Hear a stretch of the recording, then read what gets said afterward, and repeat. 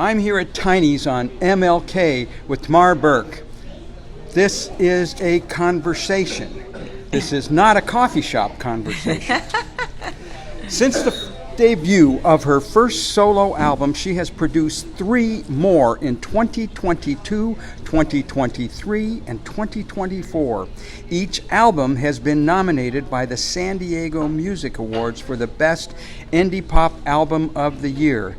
Tamar has a massive opus as the founding member and primary songwriter and arranger in several prominent and popular bands in Chicago and Portland.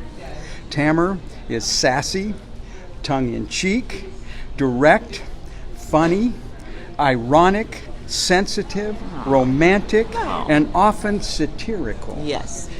Hitting the characters in many of her songs right between the eyes before they even see it coming. What's up here in Portland, Tamar? Oh, boy. Well, Portland feels like my second home, even though we moved into a sunnier location. And every time I'm back here, I just get all the feels. You know, with the rain, it's definitely been rainy. And I'm just excited to play tomorrow at Music Millennium and also with the Pynnacles, our reunion show. It feels good. We were all a little hesitant because, you know, since Dave's death, we didn't know if we were going to do that again. But I'm really glad we are, and we had our first practice, and it was just so much fun. And it's so much fun to be here and to be with you, Bob. We've known each other just, I guess, digitally, internet-y. It's all been digital. Yes, it's so weird. So we're meeting each other in real life, which is nice. And, and so I'm just happy to be here and share, you know, music. And Terry at Music Millennium, I was here last year and did another Music Millennium show, and so he was like, yep, come on back, come play again. So I'm sharing some songs from, actually, the newest album, Good Times for Change, was just released in September, and I'll be playing some songs from that one. And since I came here, Bob, I brought my little Pro Tools setup, my little home studio, and already wrote another little song, feeling the vibes, the rainy vibes of Portland. So it's kind of a slow jam. Well, I'm definitely feeling it here. Well, that's kind of like your, what was it? Which song is it that I want to ask you? The Book of Change. Yes. Tell me about that song. So that came about when I used to write a lot, journaling. I used to journal a lot, and, you know, and when I have a stack of them in my library, and I'm like reading them and remembering how sad I was, like as a young adult, going through changes, and constantly made lists of things I want to fix about myself. Right. And it was kind of sad for me to look back and see this list of qualities in myself that at such a young age I hated about myself. And I still feel that way today, just maybe different things.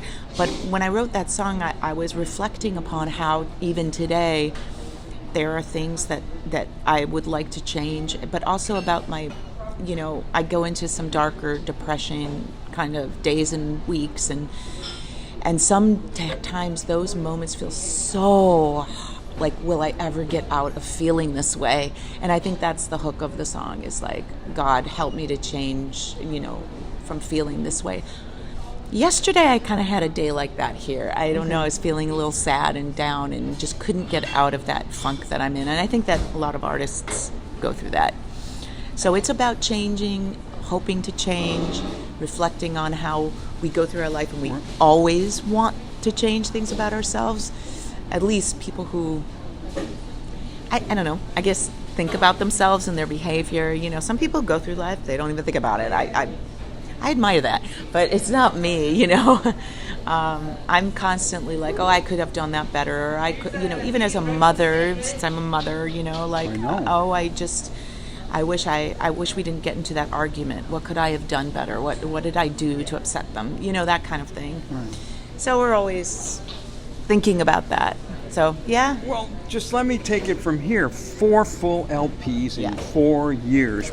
That's 60 songs in 4 years. It really I mean, is, I yes. don't know many people that write 5 songs in 4 years. Well, and this will clarify a little bit. On each of those albums, there's probably 2 songs that have been taken from 4-track demos that I wrote, or at least started portions of, a long time ago.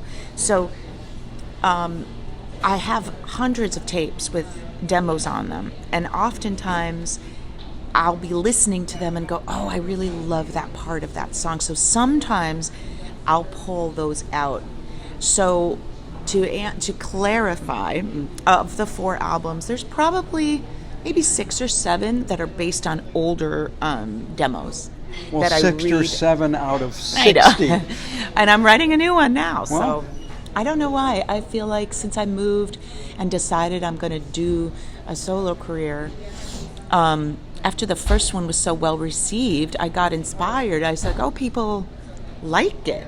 You know, because if nobody's listening, Bob, you know, just like any art form, if you don't have anybody listening or watching or reading or looking at your art, you know, there is a part of you that's like has to do it just to feel good about yourself, and you have to express yourself. But then there's a part of art that's an audience. You need an audience to connect with. And I think after the first album, I was like, people are connecting with it. They're liking it. Like, wow. And it was really nice and surprising, and said, okay, there's people who would want to hear another album. That's kind of how, you know, I get excited when people DM or message me or talk to me and ask me when the new records are coming out or whatever, you know, like you, like we met that way, you know. I like to say, I mean, there is no time that I've ever sent you a message and asked you a question that I haven't got an immediate response. I know, I love that. I because it's important to me, and I think of it this way. There's so many musicians out in the world and artists, and for somebody to take their time and ask a question or say, I really love that song, like that's a privilege that I get to hear. You know, I don't take that for granted, because there's millions of people that could be listening to, you know? Right. And I really love talking to the fans, or DMing or messaging or seeing them at shows. It's so awesome. Just played a show in Chicago, and same kind of thing. People who I only met online showed up from all cities to that show in Chicago and was like, hey, they give me the username, the Instagram username. I'm like, oh my God, hi.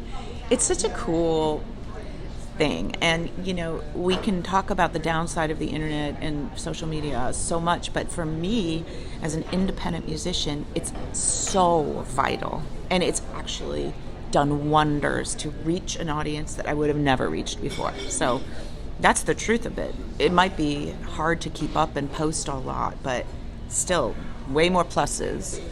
I mean, you seem to produce all your records. Yeah. Record all your records. I have the impression that your voices are you produce. Yes, there's been times like where I'll use Matt Thompson, who actually is in Portland. He works at Echo Echo.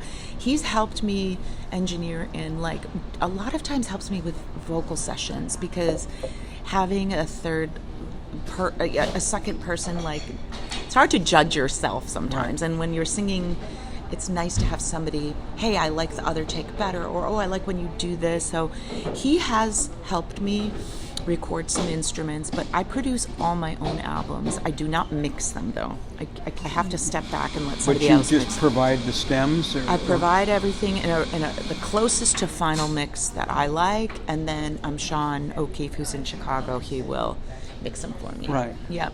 And I have musicians from all over. I have some musicians here from Portland. I've used Rob Wrong from Witch Mountain, Alan Hunter from the Eels, who lives here, and he's in a bunch of bands like Earl Thomas. Nice. And I've used Justin Thorpe is on the last record. He's actually playing in the Pynnacles with me on Wednesday. Okay. And Matt Thompson has played bass on a bunch of tracks for me. So I definitely use people in this town because I'm so connected here.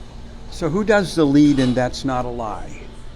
So that's Rob Wrong, and I wrote that because I said I want this to sound like Weezer. or or Dinosaur Jr. So he was like, oh, this is cool, and he played it. Yep. So I also, this is, every time I listen to a record, there is a conversation that I can't believe happened in reality, but like in That's Not a Lie. Yeah. Where does that come from, that conversational ability that you have to bring out a conversation? It's probably a combination of moments that me and my partner may have had within maybe the last year before the album or something, where I'm just like collecting these moments of feeling like, wow, when you get in an argument or have a hard conversation with people you love, the words that we can say sometimes can be so hurtful and painful, and yet sometimes we need to hear them because I'm sure at times I've said something mean and really felt bad, and to be called out and be like, you're right, that was not nice and I shouldn't say that. And I think when you're in a relationship, it's important to admit when you crossed a line or when you maybe said something you shouldn't have. The thing about relationships that always, you can't take something back once you say it. And I think that's that tenuous place with people that you love. You have to be very careful, even when emotions are super high. So that particular song was a bunch of little things that happened, and I kind of put it all together in song, where I'm like, wow, I really need to work on my communication skills sometimes. Well, they're so real to me. They are so real. It's like I'm listening to a situation that I've experienced. A lot of people said that about that song, and I appreciate that because, it's hard to hear somebody say, that was actually like kind of mean what you said, or that was hurtful, and so I was just like, okay, I'm just going to put it down, see what happens.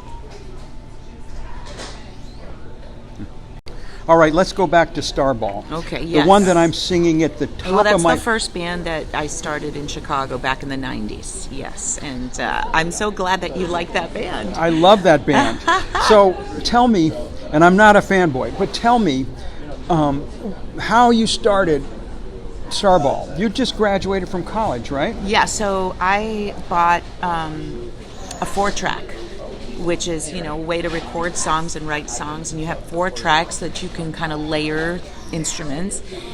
And my dream when I moved to Chicago was like everybody had a cool band, and I just wanted to be in a band. But I was like, but it's going to be my band, because I was always writing songs on my acoustic guitar, but I wanted to be in a rock band, and started recording songs and started to meet people. And then I started collecting songs, and then, at the time my boyfriend was a guitar player, and then he said that his friend was a drummer. So that's how Starball started. But Starball had so many lineups, it's insane. Like that went through so many different members. But by the time Starball kind of retired, it was 2001. Well, there's 2 ways I want to go, but first of all, of those many lineups, isn't that where you met your partner? Yes, because the bass player Jody left, and I needed to replace her because I had a big show coming up. And then we played for a little bit after she left. But yeah, that's where I met my partner. Yep. And that song Better Be, which is you were going to ask me about. Let me just ask you about it. I sing that song every time I listen to that record. I sing It Better Be at the top of my lungs. And I want to say, in the context of conversation, that's also a conversation that I'd like to hear about. So that was, I was younger and I was very earnest in my lyric writing, and I was really desperate for something to happen with my band. So really that is about me trying to make it in the music world, when you're still starry-eyed and the world is all about getting signed to a label, whereas today is a lot different. But back then it was like, I need to be signed to a label, I need to make this happen, it better be the best thing I've ever done. And I bring up my parents and my sisters, and there's a lot about that song where it's just me talking to myself, That's the conversation. That's it. Well, I guess it's where I missed some of it because I'm focused on the chorus. Yeah, better than anything I've ever done before. And that was really, it's like, when you're younger, you feel that desperation of like, for some reason, you feel like there's no time. And here we are sitting, we're chill, much older. But when you're younger, you feel this desperation, like it has to happen now. And I think there's so much competition with bands back in Chicago, back in that time frame. Everyone was competing for label deals. So, well, and I seem to remember you came across Plain White Tees in that time frame. Plain White Tees were really big, and in fact, the connection with them now is that Plain White Tees, it was produced and mixed by Sean O'Keefe, who mixes all of my albums, and he also has done some other Chicago suburb bands. There's another band, I can't think of the name right now, but yeah, his name got on the map because of Hey Delilah, which I played that songs with my kids that I was teaching in a youth program in North Portland. Yeah. I love that song. I know, it's a beautiful song. Yeah. Yeah. Well, you had such a good show, reunion show. It was a tag on to your album release at Lincoln Hall in Chicago. Tell me a little bit about that. About the Chicago show? Yeah, and the reunion. Oh, yes, with the Starball. Yeah, so what happened is,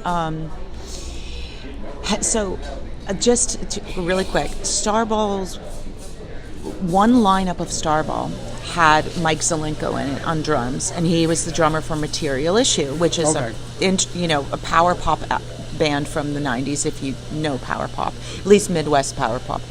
The lead singer of that band killed himself back in the 90s, just as they were like reaching a pinnacle, like the band was doing great. And lately, it took a long time, but the two surviving members, Tim and Mike, started to play out again under Material Reissue, and had friends, sing Jim's songs as a tribute to him, but also just because of the love of those songs. And I called Mike, because I know him, because he played in Starball. Yeah. I said, hey, I've been thinking about coming to Chicago and playing a show. Do you guys do any club shows? And he's like, we do one a year. And then me and Mike worked it out where I would come, and I said, I think I need to come and play a show in Chicago with my solo stuff. And he's like, that would be great. And I said, and then Jody was begging me to play some Starball songs. So I was like, how about this? Because Mike played in Starball, I'll do a solo set. At the end of my solo set, Mike and Jody will come out and we'll play 3 Starball songs. And so it was like a dream come true. This band sounded fantastic because, as you know, my recording partner, Matt Walker, who's the drummer, he's on tour with Morrissey right now. He plays drums with Morrissey. He's my musical partner, and he's still on tour now, but he plays on all my albums, and he lives in Chicago. So I actually, Bob, played with him for the first time in real life, because he's played on all my songs, but it's all been virtual. So we were laughing. I was like in the room with him. I'm like, this is the first time we're actually playing a show together. How weird. And we've been playing music together since God knows how long, but not in the same room. So it was like I was crying quite a bit. I was just very emotional. Did I hear you play a lead in that? Oh God! In that show? You did. Well, in Starball, I was a lead guitar player, but I don't enjoy doing that much anymore. So I was like trying to retrain myself. But I did. I nailed it. I nailed it. You did. And did you practice that? Yes. I was like, oh my gosh, I have to relearn all these songs. They're funny because they're very 90s. They're very, Starball is like a bit like a combination of Hole meets Letters to Cleo, a lot of those 90s girl bands, the Muffs, right. Stuff like that. A lot more maybe aggressive sounding than my solo stuff. Yeah. Well, but you've got some pretty aggressive songs on your... I do. I always throw something in there. So what's your favorite song? Off the new album? Of your 4 solo albums? Oh, Bob, that's a really, really good question. they're for different reasons. Like some were more challenging, and I'm more proud of how they turned out because they were so challenging, and then others just because I like the song. But boy, geez. I think one of my favorite songs right now that I've produced is on the last album is the last song, Coming Round to Me Again. But it's because I've always wanted to do a song like that where it starts out very quiet with an organ in my voice, and it was very personal. And then at the end, the drums come in with this go, go, go, go, and just explodes into this outro and the end of the album that Matt, I just used so many guitars. I think we layered like 7 guitars on there, made a bunch of feedback, and Matt's just banging on the drums, and it kind of fades out. And I'm proud of that song because I knew exactly what I wanted to do for the last song, and I achieved it. And a lot of songs, I have a plan and it turns into something else. So that one was where I had a very clear vision and it ended up like that. So I would say that, yeah. That's pretty amazing. I haven't found a song I haven't liked. Oh, thank you. Skipping the Cracks was a favorite. That's the first song on the first album. I know. Yeah. I'm going to play that tomorrow, I think. Okay. It's just a pretty amazing song. Speaking of tomorrow. Well, and the thing is that, we've all avoided stepping on cracks, but I don't know a song that talks about that, and you did such a good job with that. Well, that song is a very Portland song, and it is about a band, a breakup, and it could be construed as a couple breaking up, it can be construed about a band breaking up, but the idea of skipping the cracks is like, when things end, whether it's a relationship or a band, you have all these emotions with it, and you never want to burn bridges. And I think that was my intention with skipping the cracks. It's like, okay, this is going to end. This is really silly. It is what it is, and I'm not going to burn bridges with people in this musical situation just because it maybe didn't end the best way or whatever. I'm just going to skip the cracks and lo and behold, in anything, you don't want to burn bridges. I'm learning because the world is a lot smaller than you think, and people know each other, and so you always want, it's something you don't know in your youth. You think you can just be a jerk, but things come around. Well, it's a hard lesson for people to learn. It is, especially when you're younger because you're so hot-headed, But as you get older, you find that person that you were a jerk to is now the head of a company or the head of the newspaper or and you're like, go, well, But we should talk about Music Millennium and the 2 shows coming up. Well, let's go there. I want to hear. Why don't you tell us again where we are? Okay, where you're going to be. But before you do that, would you do one more thing? Yes. Just remind us who is in the band that is playing in the reunion show. Give me the names again. Yes, so the Pynnacles are playing on Wednesday, November 27th at Mississippi Studios, and it will be Tom Sullivan, Justin Thorpe, Scott Fox, John Cox, Sean Groghan, and myself, Tamar Berk, and we are a 6-piece garage band that will blow you out of the water, and you'll just have to bring your dancing shoes. It's the night before Thanksgiving, so it's going to be fun. And then tomorrow at 5 o'clock, free show, me solo at Music Millennium. I'll be playing songs from all of my albums. Probably play for about 40 minutes, and then I'll be signing the new record. I'll be bringing the new album, and any, if you want to pick up another one, I'll sign any of my 4 albums they have over there. And so I'm very excited because it's always nice to try to play solo. It's it gets me a little nervous, but it's also good nervous energy just to be up there alone and sing my songs. Well, let's hear it for Tamar Berk. Yay! Don't miss a show. You've got 3 opportunities. I should say 2 in Portland. 2 in Portland. So don't miss it. And then come down to San Diego on December 8th. We're playing a big festival down there. It's Sunday, December 8th. Yeah. All right. Thank you, Tamar. Oh, thank you, Bob. Thank you so much.